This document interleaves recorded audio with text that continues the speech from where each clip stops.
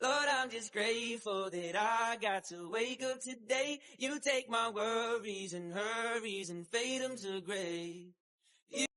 May paapang kabalen, indang kabalen po ang taong nasa likod ng produktong gawa sa puso at may konting magic.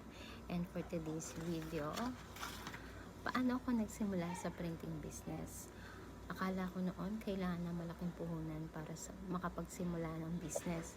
Pero mali pala ako. Sometimes all you need is a little savings, courage, at diskarte. Nagsimula ako ng maliit na ipon habang naghahanap ng business na pwede kong pasukan. Yung align sa passion ko, kasi para sa akin, importante na ini-enjoy mo yung ginagawa mo habang kumikita ka at natututo ka. Creative talaga ako by nature. Mahilig ako sa designs, editing, at paggawa ng kung ano-anong ideas. At bilang isang nanay, naisip ko rin na gusto ko yung business na makakatulong din sa needs ng mga anak ko, especially sa education, like school supplies at learning materials. Doon ko naisip ang printing business. Sa maliit kong ipon, bumili ako ng una kong printer, Epson L3250. At doon nagsimula ang simpleng printing services ko. Ang first customers ko, mga pamangkin ko at mga kapitbahay. Doon ko unang naramdaman na posible pala talaga. Naalala ko pa kung yung pinakaunang tarp signage ko, use tarpaulin lang. Simpleng signage ko noon. Tapos nilagyan ko lang ng sulat ng Xerox print para may simpleng signage ako.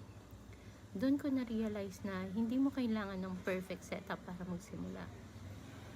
Kailangan mo lang magsimula ng unti-unti. Yung maliit na profit sa printing, pinambili ko ng basic school supplies. Tapos yung kinita ko doon, ipinambili ko naman ng laminating machine.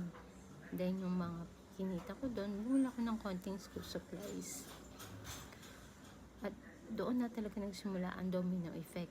Habang tumatagal, paunti-unti na rin akong nakabili ng crafting materials mas napalawak ko yung products and services ko. Pero hindi naging perfect ang lahat. Isa sa biggest mistakes ko noong nagsisimula, pricing.